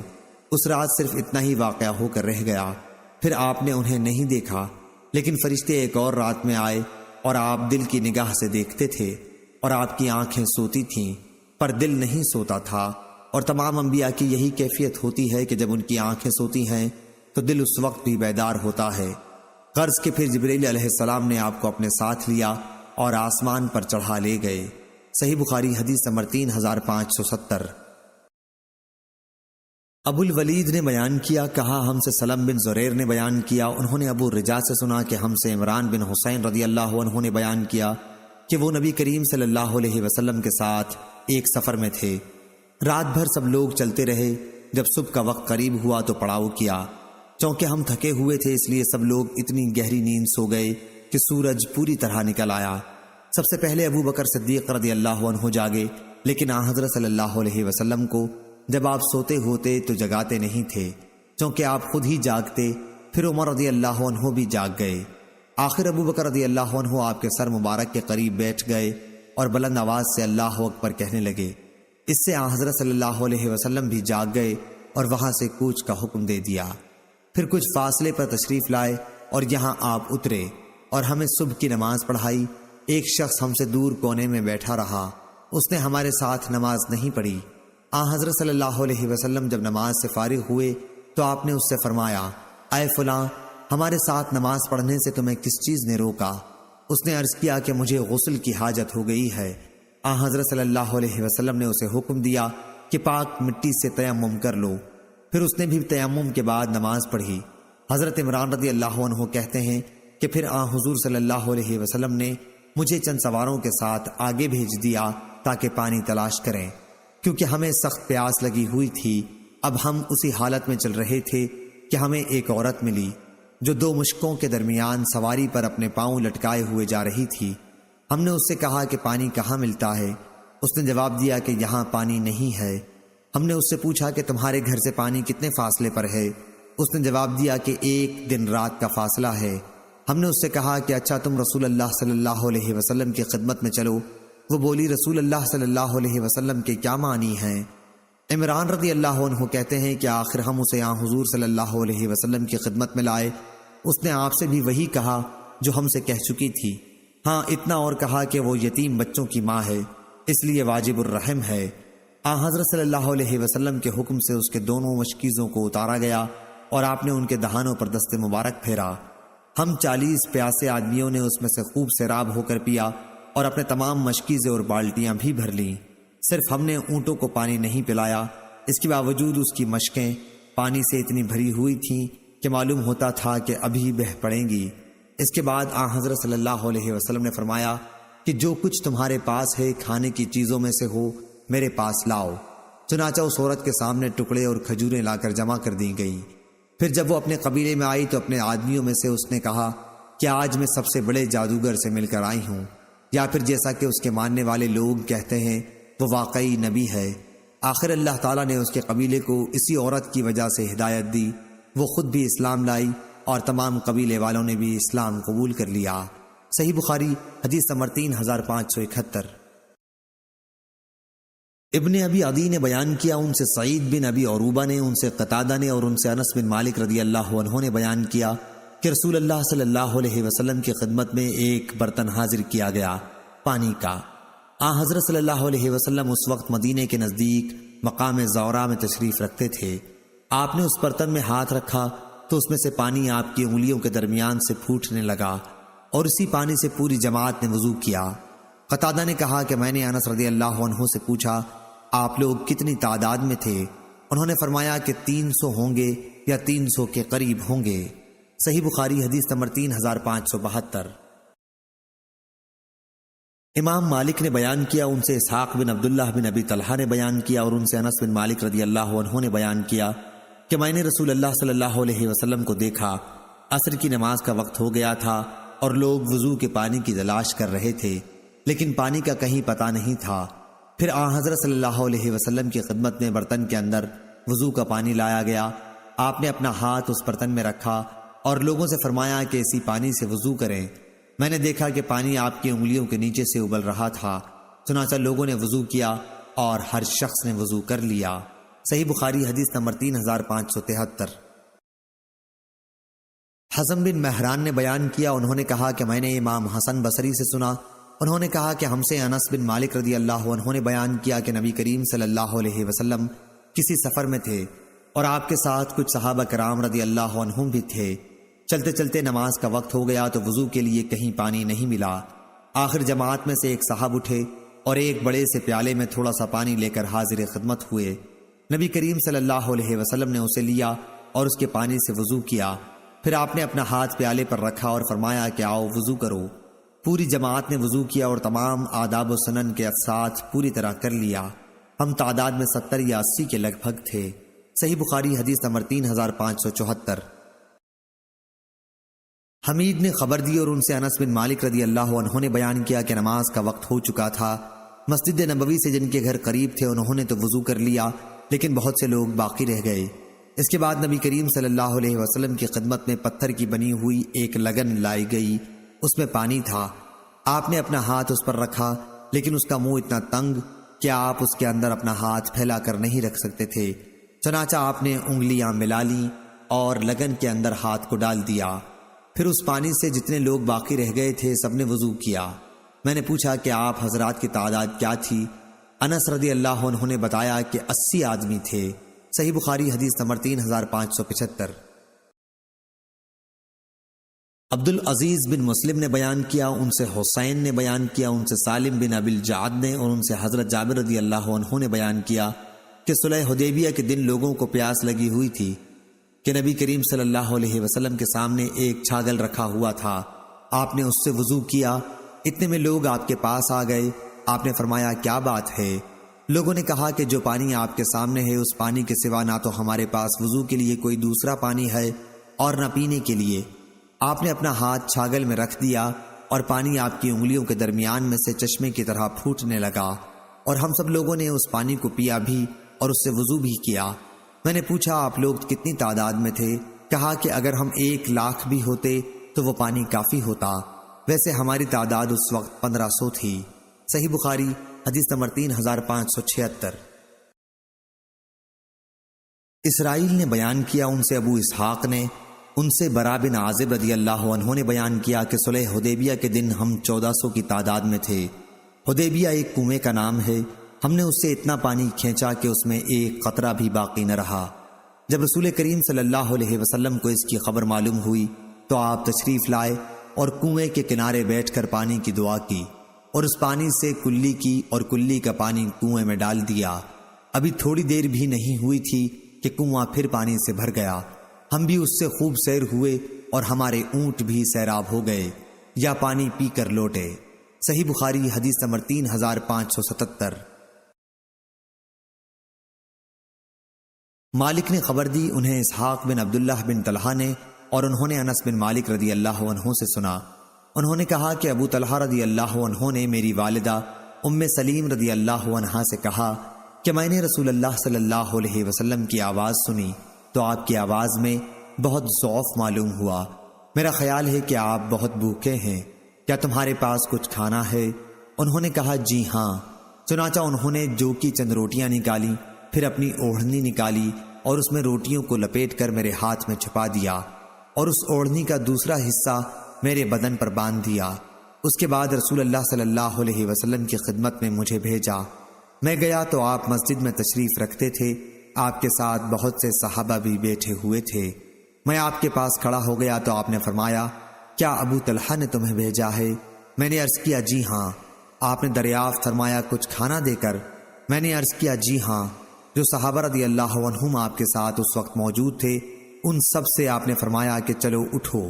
حضرت صلی اللہ علیہ وسلم تشریف لانے لگے اور میں آپ کے آگے آگے لپک رہا تھا، اور ابو طلحہ رضی اللہ عنہ کے گھر پہنچ کر میں نے انہیں خبر دی۔ ابو طلحہ رضی اللہ عنہ بولے ام سلیم، حضور اکرم صلی اللہ علیہ وسلم تو بہت سے لوگوں کو ساتھ لائے ہیں اور ہمارے پاس اتنا کھانا کہاں ہے کہ سب کو کھلایا جا سکے۔ ام سلیم رضی اللہ عنہا نے کہا اللہ اور اس کے رسول صلی اللہ علیہ وسلم زیادہ جانتے ہیں، ہم فکر کیوں کریں؟ خیر، ابو طلحہ آگے بڑھ کر حضرت صلی اللہ علیہ وسلم سے ملے۔ اب رسول اللہ صلی اللہ علیہ وسلم کے ساتھ وہ بھی چل رہے تھے۔ گھر پہنچ کر آپ نے فرمایا ام سلیم تمہارے پاس جو کچھ ہو یہاں لاؤ۔ ام سلیم نے وہی روٹی لا کر آپ کے سامنے رکھ دی۔ پھر حضرت صلی اللہ علیہ وسلم کے حکم سے روٹیوں کا چورا کر دیا گیا۔ ام سلیم رضی اللہ عنہا نے کپی نچوڑ کر اس پر کچھ گھی ڈال دیا اور اس طرح سالن ہو گیا۔ آپ نے اس کے بعد اس پر دعا جو کچھ بھی اللہ تعالی نے چاہا۔ پھر فرمایا 10 آدمیوں کو بلا لو۔ انہوں نے ایسا ہی کیا۔ ان سب نے روٹی پیٹ بھر کر کھائی، اور جب یہ لوگ باہر گئے تو آپ نے فرمایا کہ پھر 10 آدمیوں کو بلا لو۔ چنانچہ 10 آدمیوں کو بلایا گیا، انہوں نے بھی پیٹ بھر کر کھانا کھایا۔ جب یہ لوگ باہر گئے تو حضرت صلی اللہ علیہ وسلم نے فرمایا کہ پھر 10 ہی آدمیوں کو اندر بلا لو۔ انہوں نے ایسا ہی کیا اور انہوں نے بھی پیٹ بھر کر کھایا۔ جب وہ باہر گئے تو آپ نے فرمایا کہ پھر 10 آدمیوں کو دعوت دے دو۔ اس طرح سب لوگوں نے پیٹ بھر کر کھانا کھایا۔ ان لوگوں کی تعداد 70 یا 80 تھی۔ صحیح بخاری حدیث نمبر 3578۔ ابو احمد زبیری نے بیان کیا، کہا ہم سے اسرائیل نے بیان کیا، ان سے منصور نے، ان سے ابراہیم نے، ان سے علقمہ نے، اور ان سے عبداللہ بن مسعود رضی اللہ عنہ نے بیان کیا کہ معجزات کو ہم تو باعث برکت سمجھتے تھے اور تم لوگ ان سے ڈرتے ہو۔ ایک مرتبہ ہم رسول اللہ صلی اللہ علیہ وسلم کے ساتھ ایک سفر میں تھے اور پانی تقریباً ختم ہو گیا۔ حضرت صلی اللہ علیہ وسلم نے فرمایا کہ جو کچھ بھی پانی بچ گیا ہو اسے تلاش کرو۔ چنانچہ لوگ ایک برتن میں تھوڑا سا پانی لائے۔ آپ نے اپنا ہاتھ برتن میں ڈال دیا اور فرمایا برکت والا پانی لو، اور برکت تو اللہ ہی کی طرف سے ہوتی ہے۔ میں نے دیکھا کہ رسول اللہ صلی اللہ علیہ وسلم کی انگلیوں کے درمیان میں سے پانی فوارے کی طرح پھوٹ رہا تھا، اور ہم تو حضرت صلی اللہ علیہ وسلم کے زمانے میں کھاتے وقت کھانے کی تسبیح سنتے تھے۔ صحیح بخاری حدیث نمبر 3579۔ زکریا نے بیان کیا، کہا کہ مجھ سے عامر نے، کہا کہ مجھ سے جابر رضی اللہ عنہ نے بیان کیا کہ ان کے والد عبداللہ بن عمرو بن حرام جنگ احد میں شہید ہو گئے تھے اور وہ مقروض تھے۔ میں رسول کریم صلی اللہ علیہ وسلم کی خدمت میں حاضر ہوا اور عرض کیا کہ میرے والد اپنے اوپر قرض چھوڑ گئے، ادھر میرے پاس سوائے اس پیداوار کے جو کھجوروں سے ہوگی اور کچھ نہیں ہے، اور اس کی پیداوار سے تو برسوں میں قرض ادا نہیں ہو سکتا، اس لیے آپ میرے ساتھ تشریف لے چلیے تاکہ قرض خواہ آپ کو دیکھ کر زیادہ منہ نہ پھاڑیں۔ آپ تشریف لائے لیکن وہ نہیں مانے، تو آپ کھجور کے جو ڈھیر لگے ہوئے تھے پہلے ان میں سے ایک کے چاروں طرف چلے اور دعا کی، اسی طرح دوسرے ڈھیر کے بھی، پھر آپ اس پر بیٹھ گئے اور فرمایا کہ کھجوریں نکال کر انہیں دو، چنانچہ سارا قرض ادا ہو گیا اور جتنی کھجوریں قرض میں دی تھیں اتنی ہی بچ بھی گئیں۔ صحیح بخاری حدیث نمبر 3580۔ معتمر نے بیان کیا، ان سے ان کے والد سلیمان نے بیان کیا، کہا ہم سے ابو عثمان نہدی نے بیان کیا اور ان سے عبد الرحمن بن ابی بکر رضی اللہ عنہ نے بیان کیا کہ صفا والے محتاج اور غریب لوگ تھے، اور نبی کریم صلی اللہ علیہ وسلم نے ایک مرتبہ فرمایا تھا کہ جس کے گھر میں 2 آدمیوں کا کھانا ہو تو وہ ایک تیسرے کو بھی ساتھ لیتا جائے، اور جس کے گھر 4 آدمیوں کا کھانا ہو 5واں آدمی اپنے ساتھ لیتا جائے، یا چھٹے کو بھی، یا آپ نے اسی طرح کچھ فرمایا۔ راوی کو 5 اور 6 میں شک ہے۔ خیر تو ابو بکر رضی اللہ عنہ 3 اصحاب صفہ کو اپنے ساتھ لائے، اور آن حضرت صلی اللہ علیہ وسلم اپنے ساتھ 10 اصحاب کو لے گئے، اور گھر میں میں تھا اور میرے ماں باپ تھے۔ ابو عثمان نے کہا مجھ کو یاد نہیں، عبد الرحمن نے یہ بھی کہا، اور میری عورت اور خادم جو میرے اور ابو بکر رضی اللہ عنہ دونوں کے گھروں میں کام کرتا تھا، لیکن خود ابو بکر رضی اللہ عنہ نے نبی کریم صلی اللہ علیہ وسلم کے ساتھ کھانا کھایا اور عشاء کی نماز تک وہیں ٹھہرے رہے۔ مہمانوں کو پہلے ہی بھیج چکے تھے، اس لیے انہیں اتنا ٹھہرنا پڑا کہ آن حضرت صلی اللہ علیہ وسلم نے کھانا کھا لیا۔ پھر اللہ تعالیٰ کو جتنا منظور تھا اتنا حصہ رات کا جب گزر گیا تو آپ گھر واپس آئے۔ ان کی بیوی نے ان سے کہا کیا بات ہوئی، آپ کو اپنے مہمان یاد نہیں رہے؟ انہوں نے پوچھا کیا مہمانوں کو اب تک کھانا نہیں کھلایا؟ بیوی نے کہا کہ مہمانوں نے آپ کے آنے تک کھانے سے انکار کیا، ان کے سامنے کھانا پیش کیا گیا تھا لیکن وہ نہیں مانے۔ عبد الرحمن کہتے تھے کہ میں تو جلدی سے چھپ گیا کیونکہ ابو بکر غصہ ہو گئے تھے۔ آپ نے ڈانٹا اے پاجی اور بہت برا بھلا کہا، پھر مہمانوں سے کہا چلو اب کھاؤ، اور خود قسم کھا لی کہ میں تو کبھی نہ کھاؤں گا۔ عبد الرحمن رضی اللہ عنہ نے بیان کیا کہ خدا کی قسم پھر ہم جو لقمہ بھی اس کھانے میں سے اٹھاتے تو جیسے نیچے سے کھانا اور زیادہ ہو جاتا تھا اتنی اس میں برکت ہوئی۔ سب لوگوں نے شکم سیر ہو کر کھایا اور کھانا پہلے سے بھی زیادہ بچ رہا۔ ابو بکر رضی اللہ عنہ نے جو دیکھا تو کھانا جوں کا توں تھا یا پہلے سے بھی زیادہ۔ اس پر انہوں نے اپنی بیوی سے کہا اے بنی فراس کی بہن، دیکھو تو یہ کیا معاملہ ہوا؟ انہوں نے کہا کچھ بھی نہیں، میری آنکھوں کی ٹھنڈک کی قسم کھانا تو پہلے سے 3 گنا زیادہ معلوم ہوتا ہے۔ پھر وہ کھانا ابو بکر رضی اللہ عنہ نے بھی کھایا اور فرمایا کہ یہ میرا قسم کھانا تو شیطان کا اغوا تھا۔ ایک لقمہ کھا کر اسے آپ حضرت صلی اللہ علیہ وسلم کی خدمت میں لے گئے، وہاں وہ صبح تک رکھا رہا۔ اتفاق سے ایک کافر قوم جس کا ہم مسلمانوں سے معاہدہ تھا اور معاہدے کی مدت ختم ہو چکی تھی، ان سے لڑنے کے لیے فوج جمع کی گئی۔ پھر ہم 12 گروہ ہو گئے اور ہر آدمی کے ساتھ کتنے آدمی تھے خدا معلوم، مگر اتنا ضرور معلوم ہے کہ آپ نے نقیبوں کو لشکر والوں کے ساتھ بھیجا۔ حاصل یہ کہ فوج والوں نے اس میں سے کھایا، یا عبد الرحمن نے کچھ ایسا ہی کہا۔ صحیح بخاری حدیث نمبر 3581۔ حماد نے بیان کیا، ان سے عبدالعزیز نے اور ان سے انس رضی اللہ عنہ نے، اور حماد نے اس حدیث کو یونس سے بھی روایت کیا ہے۔ ان سے ثابت نے اور ان سے انس رضی اللہ عنہ نے بیان کیا کہ رسول اللہ صلی اللہ علیہ وسلم کے زمانے میں 1 سال قحط پڑا۔ آپ جمعے کی نماز کے لیے خطبہ دے رہے تھے کہ ایک شخص نے کھڑے ہو کر کہا یا رسول اللہ، گھوڑے بھوک سے ہلاک ہو گئے اور بکریاں بھی ہلاک ہو گئیں، آپ اللہ تعالیٰ سے دعا کیجئے کہ وہ ہم پر پانی برسائے۔ حضرت صلی اللہ علیہ وسلم نے اپنے ہاتھ اٹھائے اور دعا کی۔ حضرت انس رضی اللہ عنہ نے بیان کیا کہ اس وقت آسمان شیشے کی طرح بالکل صاف تھا۔ اتنے میں ہوا چلی، اس نے ابر کو اٹھایا، پھر اس ابر کے بہت سے ٹکڑے جمع ہو گئے اور آسمان نے گویا اپنے دہانے کھول دیے۔ جب ہم مسجد سے نکلے تو گھر پہنچتے پہنچتے پانی میں ڈوب چکے تھے۔ بارش یوں ہی دوسرے جمعے تک برابر ہوتی رہی۔ دوسرے جمعے کو وہی صاحب یا کوئی دوسرے پھر کھڑے ہوئے اور عرض کیا اے اللہ کے رسول، مکانات گر گئے، دعا فرمائیے کہ اللہ تعالیٰ بارش روک دے۔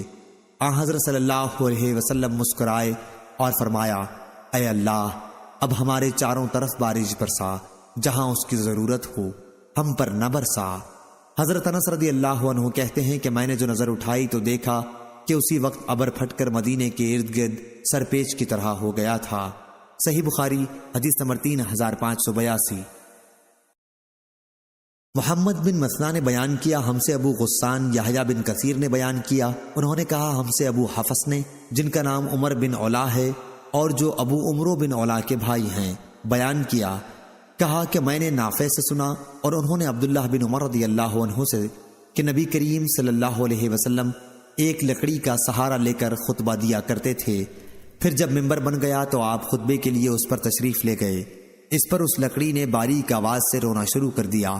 آخر آپ اس کے قریب تشریف لائے اور اپنا ہاتھ اس پر پھیرا، اور عبد الحمید نے کہا کہ ہمیں عثمان بن عمر نے خبر دی، انہیں معاذ بن علا نے خبر دی، اور انہیں نافع نے اسی حدیث کی اور اس کی روایت ابو عاصم نے کی، ان سے ابو رواد نے، ان سے نافع نے، اور ان سے ابن عمر رضی اللہ عنہ نے نبی کریم صلی اللہ علیہ وسلم سے۔ صحیح بخاری حدیث نمبر 3583۔ عبد الواحد بن ایمن نے بیان کیا، کہا کہ میں نے اپنے والد سے سنا اور انہوں نے جابر بن عبداللہ سے کہ نبی کریم صلی اللہ علیہ وسلم جمعے کے دن خطبے کے لیے ایک درخت کے تنے کے پاس کھڑے ہوتے، یا بیان کیا کہ کھجور کے درخت کے پاس۔ پھر ایک انصاری عورت نے یا کسی صحابی نے کہا، یا رسول اللہ، کیوں نہ ہم آپ کے لیے ایک ممبر تیار کر دیں؟ آپ نے فرمایا، اگر تمہارا جی چاہے تو کر دو۔ چنانچہ انہوں نے آپ کے لیے ممبر تیار کر دیا۔ جب جمعے کا دن ہوا تو آپ اس ممبر پر تشریف لے گئے۔ اس پر اس کھجور کے تنے سے بچے کی طرح رونے کی آواز آنے لگی۔ حضرت صلی اللہ علیہ وسلم ممبر سے اترے اور اسے اپنے گلے سے لگا لیا، جس طرح بچوں کو چپ کرنے کے لیے لوریاں دیتے ہیں۔ حضرت صلی اللہ علیہ وسلم نے بھی اسی طرح اسے چپ کرایا۔ پھر آپ نے فرمایا کہ یہ تنا اس لیے رو رہا تھا کہ وہ اللہ کے اس ذکر کو سنا کرتا تھا جو اس کے قریب ہوتا تھا، اب وہ اس سے محروم ہو گیا، اس لیے کہ میں اس سے دور ہو گیا۔ صحیح بخاری حدیث نمبر 3584۔ یحییٰ بن سعید نے بیان کیا، انہیں حفص بن عبید اللہ بن انس بن مالک نے خبر دی اور انہوں نے جابر بن عبداللہ رضی اللہ عنہ سے سنا۔ انہوں نے بیان کیا کہ مسجد نبوی کی چھت کھجور کے تنوں پر بنائی گئی تھی۔ نبی کریم صلی اللہ علیہ وسلم جب خطبے کے لیے تشریف لاتے تو آپ ان میں سے ایک تنے کے پاس کھڑے ہو جاتے، لیکن جب آپ کے لیے ممبر بنا دیا گیا تو آپ اس پر تشریف لائے۔ پھر ہم نے اس تنے سے اس طرح رونے کی آواز سنی جیسے بوقت ولادت اونٹنی کی آواز ہوتی ہے۔ آخر جب حضرت صلی اللہ علیہ وسلم نے اس کے قریب آ کر اس پر ہاتھ رکھا تو وہ چپ ہوا۔ صحیح بخاری حدیث نمبر 3585۔ محمد بن بشار نے بیان کیا، کہا ہم سے ابن ابی عدی نے بیان کیا، ان سے شعبہ نے دوسری سند، کہا مجھ سے بشر بن خالد نے بیان کیا، کہا ہم سے محمد بن جعفر نے، ان سے شعبہ نے، ان سے سلیمان نے، انہوں نے ابو وائل سے سنا، وہ حذیفہ رضی اللہ عنہ سے بیان کرتے تھے کہ عمر بن خطاب رضی اللہ عنہ نے پوچھا، فتنے کے بارے میں رسول اللہ صلی اللہ علیہ وسلم کی حدیث کس کو یاد ہے؟ حذیفہ بولے کہ مجھے زیادہ یاد ہے، جس طرح رسول اللہ صلی اللہ علیہ وسلم نے فرمایا تھا۔ عمر رضی اللہ عنہ نے کہا، پھر بیان کرو، ماشاء اللہ تم تو بہت جری ہو۔ انہوں نے بیان کیا کہ رسول اللہ صلی اللہ علیہ وسلم نے فرمایا، انسان کی ایک آزمائش فتنہ تو اس کے گھر، مال اور پڑوس میں ہوتا ہے، جس کا کفارہ نماز، روزہ، صدقہ اور امر بالمعروف و نہی عن المنکر جیسی نیکیاں بن جاتی ہیں۔ عمر رضی اللہ عنہ نے کہا کہ میں اس کے متعلق نہیں پوچھتا، بلکہ میری مراد اس فتنے سے ہے جو سمندر کی طرح ٹھاٹھے مارتا ہوگا۔ انہوں نے کہا کہ اس فتنے کا آپ پر کوئی اثر نہیں پڑے گا، آپ کے اور اس فتنے کے درمیان بند دروازہ ہے۔ حضرت عمر نے پوچھا، وہ دروازہ کھولا جائے گا یا توڑ دیا جائے گا؟ انہوں نے کہا کہ نہیں، بلکہ توڑ دیا جائے گا۔ حضرت عمر نے اس پر فرمایا کہ پھر تو بند نہ ہو سکے گا۔ ہم نے حذیفہ رضی اللہ عنہ سے پوچھا، کیا عمر رضی اللہ عنہ اس دروازے کے متعلق جانتے تھے؟ انہوں نے فرمایا کہ اسی طرح جانتے تھے جیسے دن کے بعد رات کے آنے کو ہر شخص جانتا ہے۔ میں نے ایسی حدیث بیان کی جو غلط نہیں تھی۔ ہمیں حضرت حذیفہ رضی اللہ عنہ سے دروازے کے متعلق پوچھتے ہوئے ڈر معلوم ہوا، اس لیے ہم نے مسروق سے کہا، جب انہوں نے پوچھا کہ وہ دروازے سے مراد کون صاحب ہیں تو انہوں نے بتایا کہ وہ خود عمر رضی اللہ عنہ ہی ہیں۔ صحیح بخاری حدیث نمبر 3586۔ شعیب نے خبر دی، کہا ہم سے ابو زناد نے بیان کیا، ان سے رج نے اور ان سے ابو ہریرہ رضی اللہ عنہ نے بیان کیا کہ نبی کریم صلی اللہ علیہ وسلم نے فرمایا، قیامت اس وقت تک نہیں قائم ہوگی جب تک تم ایک ایسی قوم کے ساتھ جنگ نہ کر لو جن کے جوتے بال کے ہوں، اور جب تک تم ترکوں سے جنگ نہ کر لو جن کی آنکھیں چھوٹی ہوں گی، چہرے سرخ ہوں گے، ناک چھوٹی اور چپٹی ہوگی، چہرے ایسے ہوں گے جیسے تہ بتہ ڈھال ہوتی ہے۔ صحیح بخاری حدیث نمبر 3587۔ اور تم حکومت کے لیے سب سے زیادہ بہتر شخص اسے پاؤ گے جو حکومت کرنے کو برا جانے، یعنی اس منصب کو خود کے لیے ناپسند کرے یہاں تک کہ وہ اس میں پھنس جائے۔ لوگوں کی مثال کان کسی ہے جو جاہلیت میں شریف تھے، وہ اسلام لانے کے بعد بھی شریف ہیں۔ صحیح بخاری حدیث نمبر 3588۔ اور تم پر ایک ایسا دور بھی آنے والا ہے کہ تم میں سے کوئی اپنے سارے گھر بار اور مال و دولت سے بڑھ کر مجھ کو دیکھ لینا زیادہ پسند کرے گا۔ صحیح بخاری حدیث نمبر 3589۔ یحییٰ نے بیان کیا، کہا ہم سے عبد الرزاق نے بیان کیا، ان سے معمر نے اور ان سے حمام نے اور ان سے ابو ہریرہ رضی اللہ عنہ نے بیان کیا کہ نبی کریم صلی اللہ علیہ وسلم نے فرمایا، قیامت اس وقت تک قائم نہ ہوگی جب تک تم ایرانیوں کے شہر خوز اور کرمان والوں سے جنگ نہ کر لوگے۔ چہرے ان کے سرخ ہوں گے، ناک چپٹی ہوگی، آنکھیں چھوٹی ہوں گی، اور چہرے ایسے ہوں گے جیسے تہ بتہ ڈھال ہوتی ہے، اور ان کے جوتے بالوں والے ہوں گے۔ یحییٰ کے علاوہ اس حدیث کو اوروں نے بھی عبد الرزاق سے روایت کیا ہے۔ صحیح بخاری حدیث نمبر 3590۔ سفیان بن عیینہ نے بیان کیا، کہا کہ اسماعیل نے بیان کیا کہ مجھ کو قیس نے خبر دی، انہوں نے کہا کہ ہم ابو ہریرہ رضی اللہ عنہ کی خدمت میں حاضر ہوئے تو انہوں نے کہا کہ میں رسول اللہ صلی اللہ علیہ وسلم کی صحبت میں 3 سال رہا ہوں، اپنی پوری عمر میں مجھے حدیث کرنے کا اتنا شوق کبھی نہیں ہوا جتنا ان 3 سالوں میں تھا۔ میں نے آن حضرت صلی اللہ علیہ وسلم کو فرماتے سنا، آپ نے اپنے ہاتھ سے یوں اشارہ کر کے فرمایا کہ قیامت کے قریب تم لوگ مسلمان ایک ایسی قوم سے جنگ کرو گے جن کے جوتے بالوں کے ہوں گے، مراد یہی ایرانی ہیں۔ سفیان نے ایک مرتبہ وہو حاضل بازر کے بجائے الفاظ وہم اہل البازر نقل کیے، یعنی ایرانی یا کردی یا ویلم والے لوگ مراد ہیں۔ صحیح بخاری حدیث نمبر 3591۔ جریر بن حازم نے بیان کیا، کہا میں نے حسن سے سنا، انہوں نے بیان کیا کہ ہم سے عمرو بن تغلب رضی اللہ عنہ نے بیان کیا کہ میں نے رسول اللہ صلی اللہ علیہ وسلم سے سنا، آپ نے فرمایا قیامت کے قریب تم ایک ایسی قوم سے جنگ کرو گے جو بالوں کا جوتا پہنتے ہوں گے، اور ایک ایسی قوم سے جنگ کرو گے جن کے منہ تہ بتہ ڈھالوں کی طرح ہوں گے۔ صحیح بخاری حدیث نمبر 3592۔ ظاہری نے بیان کیا، کہا کہ مجھے سالم بن عبداللہ نے خبر دی کہ عبداللہ بن عمر رضی اللہ عنہ نے بیان کیا، میں نے رسول اللہ صلی اللہ علیہ وسلم کو فرماتے سنا تھا کہ تم یہودیوں سے ایک جنگ کرو گے اور اس میں ان پر غالب آ جاؤ گے۔ اس وقت یہ کیفیت ہوگی کہ اگر کوئی یہودی جان بچانے کے لیے کسی پہاڑ میں بھی چھپ جائے گا تو پتھر بولے گا، کیا اے مسلمان یہ یہودی میری آڑ میں چھپا ہوا ہے، اسے قتل کر دے۔ صحیح بخاری حدیث نمبر 3593۔ سفیان نے بیان کیا، ان سے عمروں نے، ان سے جابر بن عبداللہ رضی اللہ عنہ نے اور ان سے ابو سعید خدری رضی اللہ عنہ نے کہ نبی کریم صلی اللہ علیہ وسلم نے فرمایا، لوگوں پر ایک ایسا زمانہ آئے گا کہ جہاد کے لیے فوج جمع ہوگی، پوچھا جائے گا کہ فوج میں کوئی ایسے بزرگ بھی ہیں جنہوں نے رسول اللہ صلی اللہ علیہ وسلم کی صحبت اٹھائی ہو، معلوم ہوگا کہ ہاں ہیں، تو ان کے ذریعے فتح کی دعا مانگی جائے گی۔ پھر ایک جہاد ہوگا اور پوچھا جائے گا کیا فوج میں کوئی ایسے شخص ہیں جنہوں نے رسول اللہ صلی اللہ علیہ وسلم کے کسی صحابی کی صحبت اٹھائی ہو، معلوم ہوگا کہ ہاں ہیں، تو ان کے ذریعے فتح کی دعا مانگی جائے گی، پھر ان کی دعا کی برکت سے فتح ہوگی۔ صحیح بخاری حدیث نمبر 3594۔ نظر نے خبر دی، کہا ہم کو اسرائیل نے خبر دی، کہا ہم کو سعد تائی نے خبر دی، انہیں محل بن خلیفہ نے خبر دی، ان سے عدی بن حاتم رضی اللہ عنہ نے بیان کیا کہ میں نبی کریم صلی اللہ علیہ وسلم کی خدمت میں حاضر تھا کہ ایک صاحب آئے اور آن حضرت صلی اللہ علیہ وسلم سے فقر و فاقہ کی شکایت کی۔ پھر دوسرے صحابہ آئے اور راستوں کی بدامنی کی شکایت کی۔ اس پر آن حضرت صلی اللہ علیہ وسلم نے فرمایا، عدی، تم نے مقام حیرہ دیکھا ہے جو کوفہ کے پاس ایک بستی ہے؟ میں نے عرض کیا کہ میں نے دیکھا تو نہیں، البتہ اس کا نام میں نے سنا ہے۔ آن حضرت صلی اللہ علیہ وسلم نے فرمایا، اگر تمہاری زندگی کچھ اور لمبی ہوئی تو تم دیکھو گے کہ ہودج میں ایک عورت اکیلی حیرہ سے سفر کرے گی اور مکہ پہنچ کر کعبے کا طواف کرے گی، اور اللہ کے سوا اسے کسی کا بھی خوف نہ ہوگا۔ میں نے حیرت سے اپنے دل میں کہا، پھر قبیلے طے کے ان ڈاکوؤں کا کیا ہوگا جنہوں نے شہروں کو تباہ کر دیا، فساد کی آگ سلگا رکھی ہے؟ آن حضرت صلی اللہ علیہ وسلم نے فرمایا، اگر تم کچھ اور دنوں تک زندہ رہے تو کسرا کے خزانے تم پر کھولے جائیں گے۔ میں حیرت میں بول پڑا، کسرا بن ہرمز ایران کا بادشاہ؟ آپ نے فرمایا، ہاں، کسرا بن ہرمز۔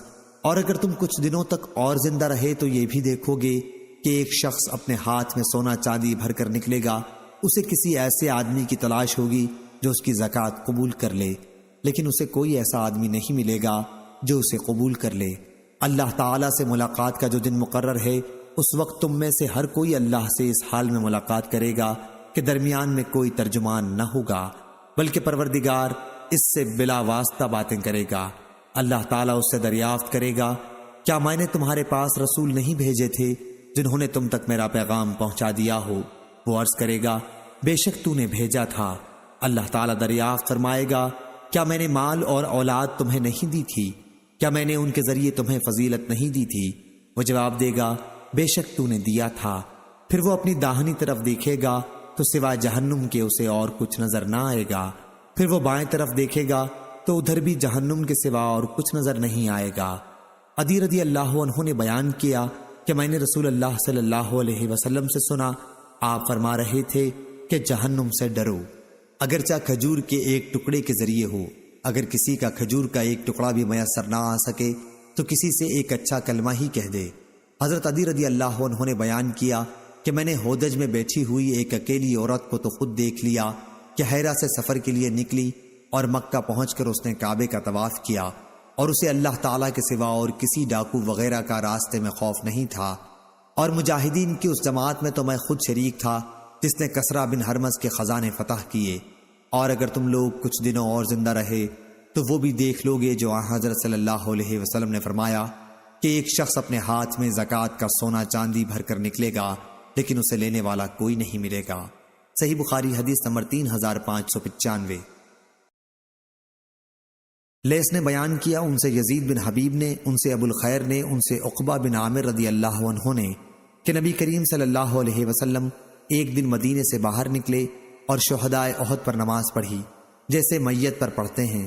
اس کے بعد آپ منبر پر تشریف لائے اور فرمایا، میں حوض کوثر پر تم سے پہلے پہنچوں گا اور قیامت کے دن تمہارے لیے میر سامان بنوں گا۔ میں تم پر گواہی دوں گا اور اللہ کی قسم میں اپنے حوض کوثر کو اس وقت بھی دیکھ رہا ہوں۔ مجھے روئے زمین کے خزانوں کی کنجیاں دی گئی ہیں، اور قسم اللہ کی مجھے تمہارے بارے میں یہ خوف نہیں کہ تم شرک کرنے لگو گے۔ میں تو اس سے ڈرتا ہوں کہ کہیں دنیا داری میں پڑھ کر ایک دوسرے سے رشک و حسد نہ کرنے لگو۔ صحیح بخاری حدیث نمبر 3596۔ سفیان بن عینہ نے بیان کیا، ان سے زہری نے، ان سے عروہ بن زبیر نے اور ان سے اسامہ بن زید رضی اللہ عنہ نے بیان کیا کہ نبی کریم صلی اللہ علیہ وسلم ایک مرتبہ مدینے کے ایک بلند ٹیلے پر چڑھے اور فرمایا، جو کچھ میں دیکھ رہا ہوں کیا تمہیں بھی نظر آ رہا ہے؟ میں فتنوں کو دیکھ رہا ہوں کہ تمہارے گھروں میں وہ اس طرح گر رہے ہیں جیسے بارش کی بوندیں گرا کرتی ہیں۔ صحیح بخاری حدیث نمبر 3597۔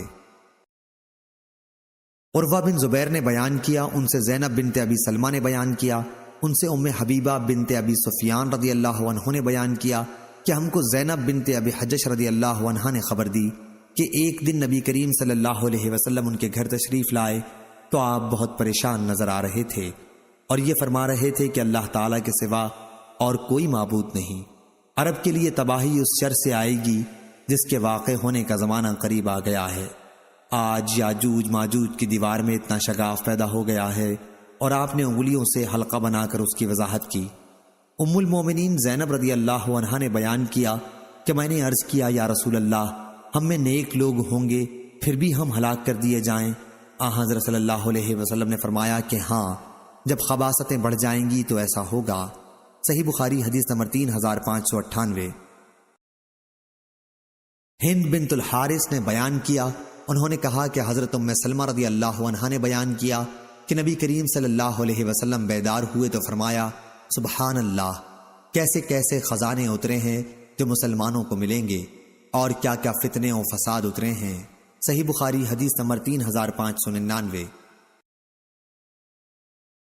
ابو نعیم نے بیان کیا، کہا ہم سے عبدالعزیز بن ابی سلمہ ابن ماجشون نے بیان کیا، ان سے عبد الرحمن بن ابی صعصع نے، ان سے ان کے والد نے کہا، ان سے حضرت ابو سعید خدری رضی اللہ عنہ نے بیان کیا کہ میں دیکھ رہا ہوں کہ تمہیں بکریوں سے بہت محبت ہے، اور تم انہیں پالتے ہو تو تم ان کی نگہداشت اچھی کیا کرو، اور ان کی ناک کی صفائی کا بھی خیال رکھا کرو، کیونکہ میں نے نبی کریم صلی اللہ علیہ وسلم سے سنا، آپ صلی اللہ علیہ وسلم نے فرمایا کہ لوگوں پر ایسا زمانہ آئے گا کہ مسلمان کا سب سے عمدہ مال اس کی بکریاں ہوں گی، جنہیں لے کر وہ پہاڑ کی چوٹیوں پر چڑھ جائے گا، یا آپ نے صاف الجبال کے لفظ فرمائے، وہ بارش گرنے کی جگہ میں چلا جائے گا، اس طرح وہ اپنے دین کو فتنوں سے بچانے کے لیے بھاگتا پھرے گا۔ صحیح بخاری حدیث نمبر 3600۔